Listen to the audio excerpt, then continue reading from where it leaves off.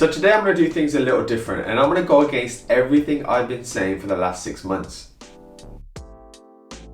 Welcome back everyone to another property update video. My name is Aaron, aka The Anxious Investor, and today I'm going to share some things that I feel you all need to know if you're considering investing in property, buying a house to live in, or looking to hold out until next year. Now, I've already stated many times my guesses on what I feel will happen in the property market, and those views were always rallied around low interest rates, furlough ending, supply and demand, stamp duty holiday coming to a close, which I believe will cause a potential dip to the currently overinflated artificial prices I believe we're seeing today. And my most recent prediction on this was that in Q4 of this year, we will start to see some shifts back to normal prices. However, for today's video, I want to play devil's advocate and speak about what you should do if I'm totally wrong and the market doesn't crash, but also some important things that are going on right now in the economy that will and can potentially have huge effects on your purchases or current portfolios. So with that, let's get going. So firstly, we're going to speak about inflation and interest rates very quickly. Now, as many of you may have noticed, especially more so in the last year after the pandemic, we have seen prices of things going through the roof even more. And I'm talking about everything from food and drink to leisure activities and generally everything on the high street.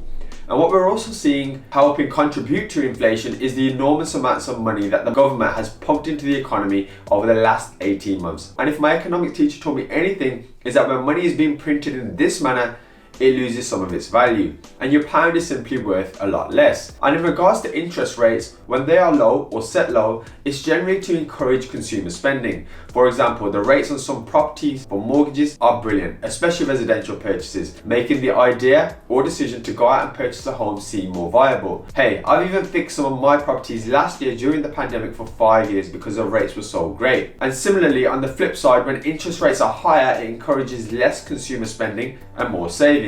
Now, the reason I mentioned these earlier is because we are actually in a strange time.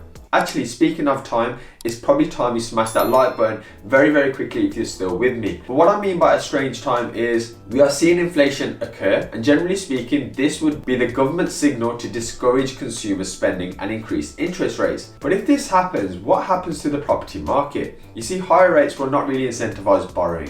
Higher rate mortgages will increase, reducing, in my opinion, the housing market rate of sales and forcing the economy to slow down. Now, how likely is that in the grand scheme of things? Well, in my opinion, very unlikely, especially given that we've just printed billions of pounds into the market to kind of stimulate it. However, do remember, if they do rise, your mortgage rates rise and the cost of borrowing will rise. So it can be very expensive. Now, one quick point to add here, which is very interesting and why I actually love property investing, is that due to inflation decreasing the value of your money over time, i.e. £1 today won't get you what it could have got you 5, 10, 15 years ago. It means that when you borrow low rate mortgages for properties and watch your properties grow in capital appreciation over time whilst producing cash flow, the amount you have to pay back in the future is going to be a lot less than the actual value that you borrowed. For example, a £105,000 mortgage today on one of my properties in 25 years time will not be the same £105,000 that it is today. It will be simply less in terms of true value.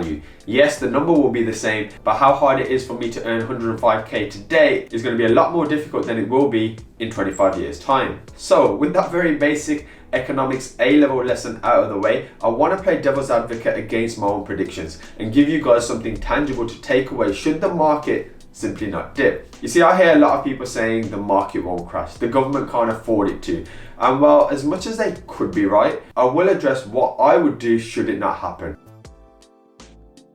The first is opportunity still exists. Yes, it's a seller's market and the house prices are extortionate, but why not think outside the box? You see, with the current market, there are huge opportunities to be had in the commercial space. This is something I am actively looking at myself. New permitted development rights are in place, giving more options for developers to buy office blocks or commercial properties and turn them into residential. Now, why is this a great option? Even now? Well, even during the mess that we're going through today, commercial properties are far cheaper per square foot or meter than they are compared with residential properties. So you can not only get great deals like we did over here, but you are almost giving yourself a cushion should the rates increase or prices dip, as I mentioned earlier. The second is property is still the best way to hedge against inflation, in my opinion. It's a brilliant asset class And as inflation is happening right now, and some economists are predicting 5% inflation by the end of the year, then why not look into property investing? Now, if there's one thing you've learned from me, I hope my channel has either taught you or you've heard me banging on about over on Instagram, is that money in the bank is the worst place to keep your cash. So having it in a property is still going to be your best way to at least keep your money from deteriorating in true value and hopefully increasing in value over time. Plus, no one is making more land. And if you think long term, like really long term, then property is a safe bet. And the third is buy leveraged. Now, I know this isn't for everyone, I understand that, but buying leverage at current rates that we have before us is a no-brainer. If you can get properties at the right price or be willing to sit on them for the long term, then you're on to a winner. Now, I know a lot of people have desires to have properties forever, which is why they've gone out during the stamp duty holiday and purchased their forever homes. And I suppose in that case, it's fine.